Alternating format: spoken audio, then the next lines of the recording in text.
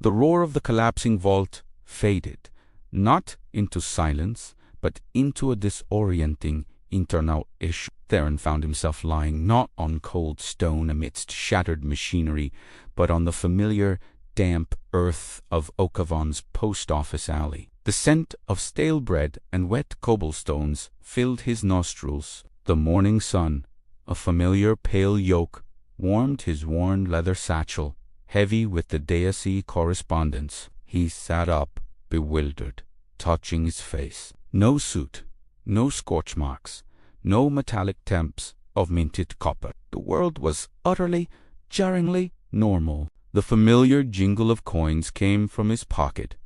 Silas's face, blandly benevolent, staring up from each one. A chill, deeper than any Oakhaven winter, snaked down his spine. Had it all been a dream? The shamed merchant, the thief in the alley, the ashes of Renzend, the confrontation in the vault. He looked at the coin in his palm, then at the bustling market square, where villagers exchanged identical coins for bread, for textiles, for their very livelihoods. He saw the unthinking acceptance in their eyes, the daily, tireless dance within the Praetor's dominion. But the feeling of the dream remained sharper and more real than the waking world. The crushing weight of the people's voice, the subtle thrumming frequency of control woven into every transaction, the realization that their entire reality was built on a deliberate, manufactured illusion of value. The coins in his hand no longer felt like harmless tools. They felt like tiny,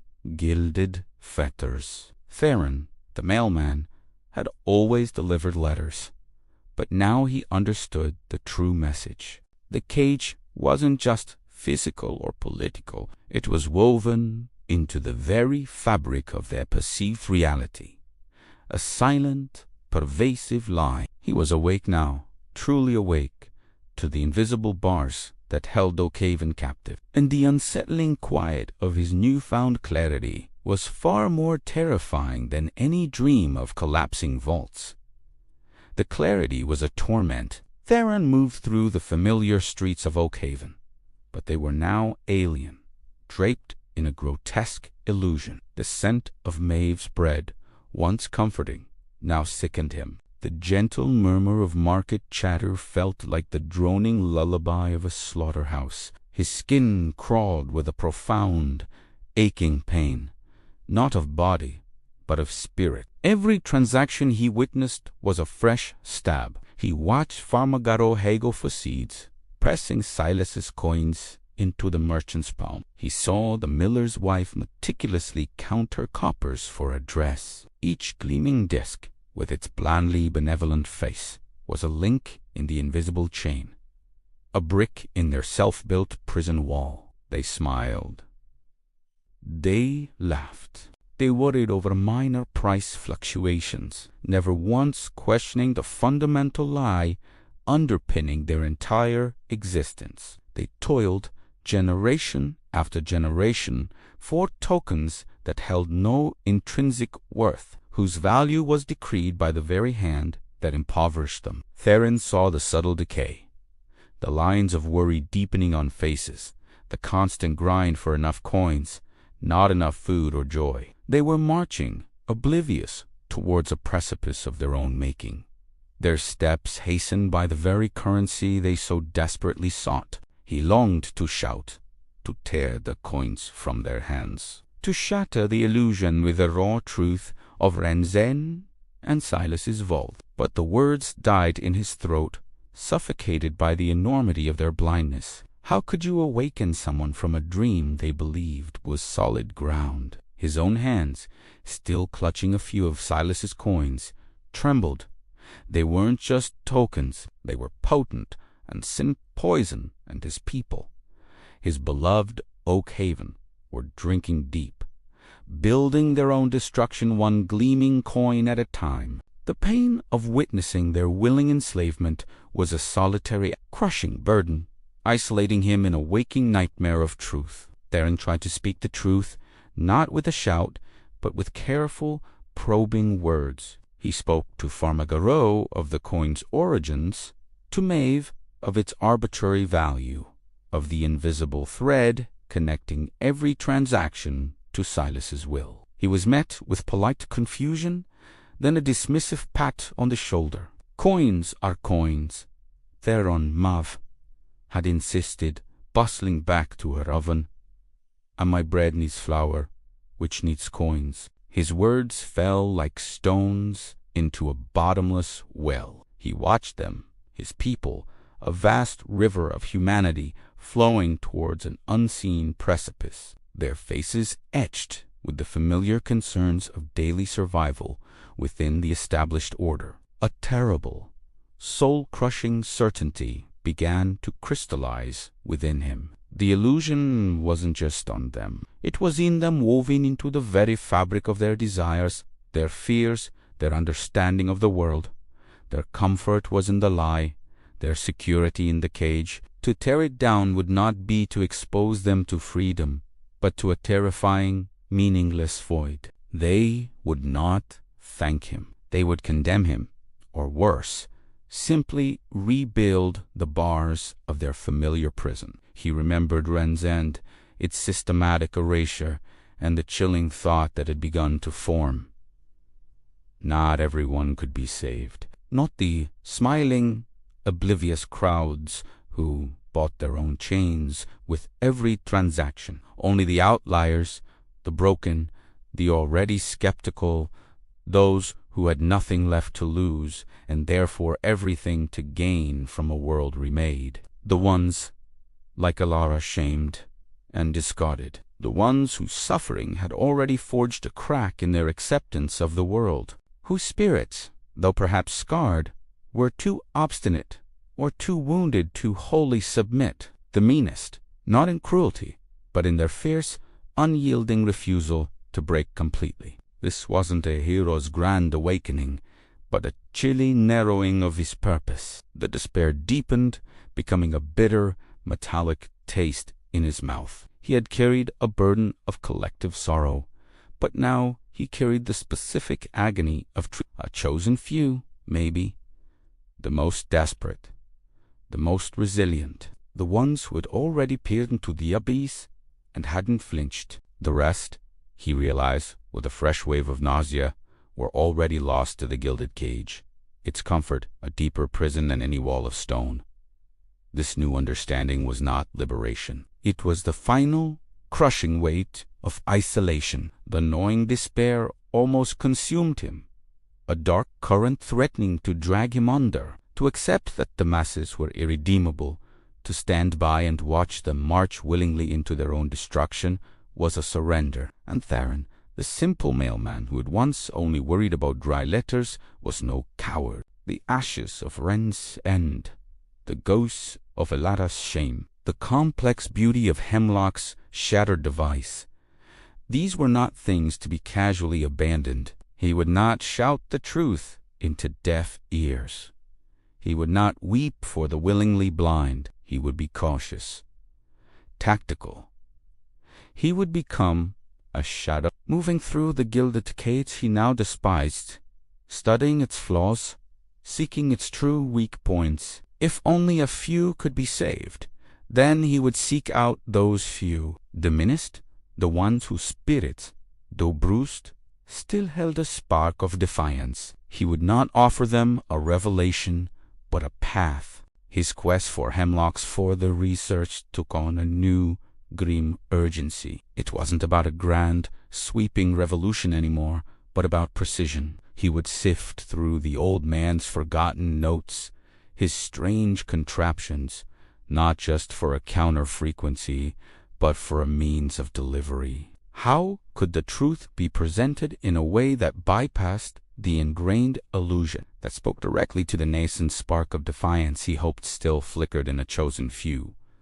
A coded message, a subtle trigger, something that would resonate not with the false value of a coin, but with the genuine despair and longing for truth that he knew existed beneath the surface of the preter's manufactured contentment. He would move slowly, invisibly learning the true contours of the gilded cage, its internal logic, its hidden vulnerabilities. He would become a whisper where he once delivered shouts. The pain remained a constant companion, but it was now tempered by a cold, calculating resolve. He would not save everyone, perhaps, but he would not give up on anyone who could still be reached. That, he decided, was the only way a man could truly walk free, even if he walked alone. The slow, cautious probing into Hemlock's scattered effects led Theron down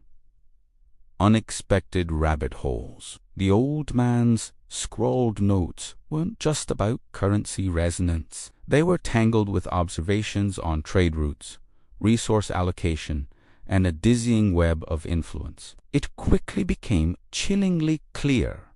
The fiat currency was merely the most visible bar of Silas's cage. The corruption was systemic, interwoven into every aspect of their world. The very water they drank, the land they farmed, the laws they lived under, all were subtly twisted, controlled, and manipulated to serve the Praetor's unseen agenda. But the deeper Theron dug, the more attuned he became. His heightened awareness, honed by the pain of collective blindness, now perceived nuances others missed. He noticed the coded signals in old market ledgers, the strange patterns in delivery manifests he'd once dismissed as quirks.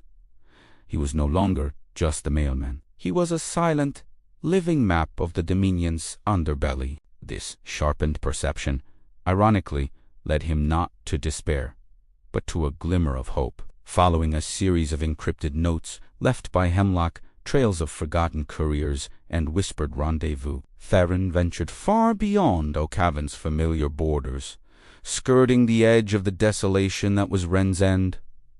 He found them tucked away in a remote, forgotten valley, a small, self-sufficient community nestled among craggy peaks. Their village, unlike Okavan, bore no signs of Silas's currency. Their tools were old, their clothes mended, but their eyes held a fierce, unburdened clarity. They traded in true value, labor for goods, skill for service. They had no need for Praetor Silas's smiling face on a coin.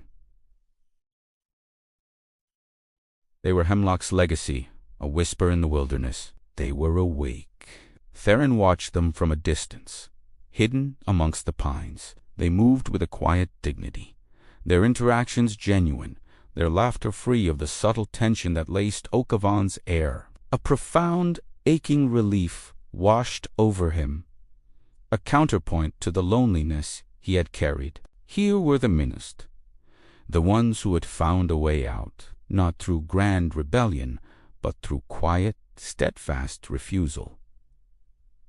He wasn't alone. The pain of the unawakened masses still lingered, a phantom limb of sorrow, but it was now joined by the warmth of possibility. He had found a sanctuary, a seed of true freedom, and a tangible proof that escape from the gilded cage was not merely a dream. His caution was validated, his purpose sharpened. He had found his allies. The clarity he found among the awakened community was like staring into a blinding sun, exposing not just the path forward, but the horrific precipice behind him. The deeper he understood their self-sufficient ways, the more acutely he grasped the fragility and inherent rot of Praetor Silas's dominion. The system wasn't just corrupt, it was fundamentally unsustainable. Its value was based on a lie, its resources siphoned away, its people lulled into complacency by a false sense of security.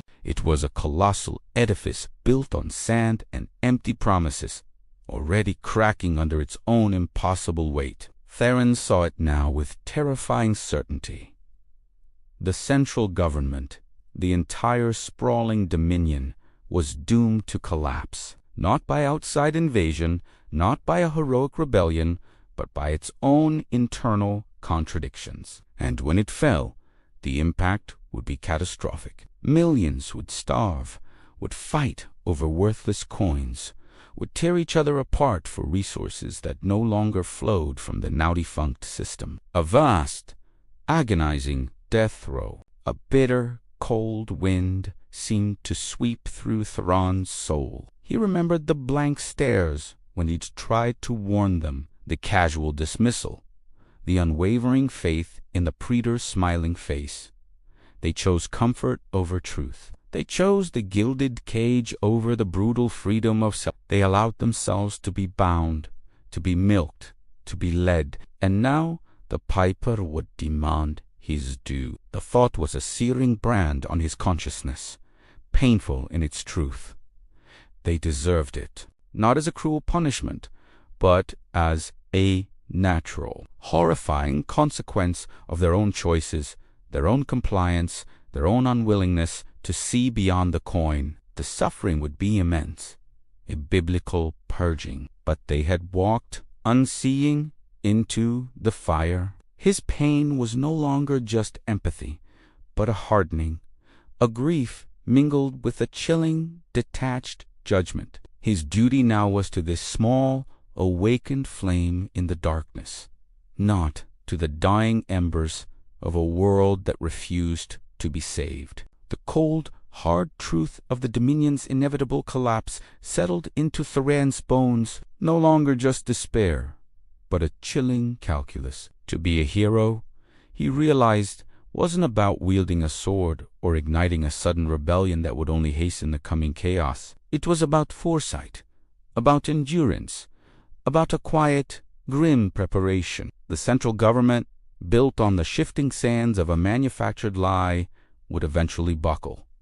Millions would perish, victims of their own compliance. That was a tragedy he couldn't prevent. But the awakened few, the ones who saw the truth, the small community in the valley, and any others who might shatter their illusions in the dying throes of Silas's regime, they would need a haven, a lifeline, a new beginning forged from the wreckage. His role wasn't to stop the falling axe, but to catch the precious seeds that spilled from the severed head. He committed himself to a new, solitary purpose, delving deeper into Hemlock's enigmatic research, applying his newfound understanding of the Dominion's hidden mechanics. This wasn't just about counter-frequencies anymore. It was about sustainable energy sources that didn't rely on Silas's corrupted infrastructure. It was about communication methods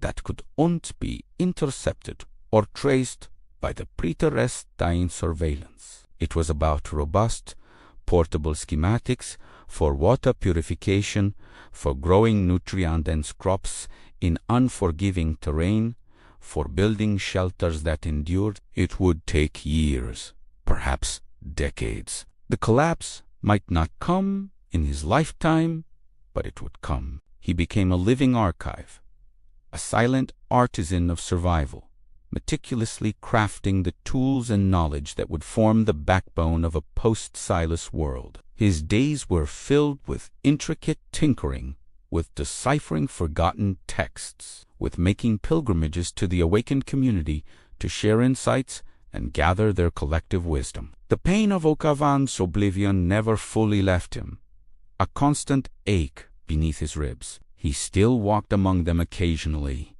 a ghost in his old life, watching them chase their worthless tokens. But now it wasn't a paralysis of despair, but a sharpening of resolve. He was building an ark, not for the flood itself, but for the fragile life that would emerge on the other side. And in that quiet, enduring work, Theron, the mailman turned reluctant prophet, found a different, harder kind of heroism as Theron immersed himself in Hemlock's deeper secrets and the practical wisdom of the awakened community. His understanding of the world expanded exponentially. The old man's notes, cryptic and seemingly disjointed, began to reveal a complex tapestry of forgotten knowledge, a kind of practical magic that blurred the lines between ancient craft and advanced understanding. He learned to manipulate localized energy fields, not just for power generation, but for subtle disruptions, to cultivate fast-growing, resilient strains of flora that could reclaim barren land, to construct intricate communication arrays that could whisper across vast distances, shielded from any external interference. He discovered schematics for devices that could subtly scramble the Predator's lower-tier surveillance networks, creating temporary blind spots in his all-seeing eye. He found algorithms for economic subversion, not just to create a new currency, but to expose the inherent fraudulence of Silas's system with targeted, verifiable data leaks. He even uncovered whispers of resonant frequencies, far more potent than the one used in the vault, capable of inducing widespread, debilitating confusion or even a temporary, shared lucidity that could shatter the illusion in a broad stroke. Each discovery was a double-edged sword. He was building an ark, preparing for a distant flood. But these newfound magics offered the tantalizing, terrifying prospect of accelerating the deluge. He could cripple Silas's information flow, undermine his economic authority, perhaps even force a faster, more violent collapse. The thought gnawed at him. He could end the suffering of the compliant, quicken the reckoning they unknowingly deserved. The temptation was immense, a siren's call to action, a shortcut to the inevitable. He saw the suffering, the quiet decay, and felt the hot surge of righteous anger. He could burn down the cage, not just wait for it to rot. But the images of Ren's End, the mindless panic of the Okehaven crowds, flashed in his mind. A faster collapse meant more chaos, more uncontrolled death, a swifter, more agonizing descent into barbarism for those unprepared. His long-term plan, painstakingly developed, was about minimizing suffering for the aware, about building a foundation for something new, not merely about tearing down the old to precipitate the collapse now. Even with these tools, would be to sacrifice the careful preparation to risk the nascent hopes of the awakened. He weighed the immediate, visceral satisfaction of striking a blow against the Predator versus the slow, deliberate work of ensuring survival. The choice was clear, though agonizing. He would integrate these new magics into his long-term project, not as weapons of swift destruction, but as tools for resilience, for defense, for building the support net for the few. The collapse would come when it was ready, an unassisted fall. His role was to be ready when it did, to catch those who chose to leap, not to push them from the crumbling tower. The path of caution remained the path of true, if difficult, heroism. The magics Theron uncovered were not simple incantations or quick fixes. They were intricate, demanding disciplines, blending forgotten lore with advanced theoretical physics, requiring years of dedicated study and painstaking experimentation. Hemlock's notes were often fragmented, leading him down paths of bewildering complexity, demanding a mastery of resonance, energy, manipulation, and the subtle interplay between perception and reality. Yet, as he wrestled with the arcane schematics and performed meticulous, often frustrating, experiments in the quiet solitude of his hidden workshop, a strange sense of alignment began to bloom within him. It was as if the universe itself was designed to resist lies and favor truth. The more he delved into the fabric of reality, the more he found patterns, harmonies, and fundamental principles that inherently rejected the discord and artifice of Silas's gilded cage. He discovered that the very forces that allowed Silas to imbue his coins with psychic control could, with precise and difficult manipulation, be inverted to dissipate such control or even create zones of absolute mental clarity. The subtle energy flows that powered the Dominion could be tapped cleanly without the waste and corruption inherent in Silas's systems. It was as if the universe possessed an innate immune response to falsehood, and Hemlock had merely found the blueprint for activating it. This wasn't a comforting thought, but a reinforcing one. It wasn't about divine intervention, but about fundamental cosmic laws. The truth would prevail, not because of prophecy, but because the universe was built that way. Silas's system, being a grand deception, was fighting against the very currents of existence.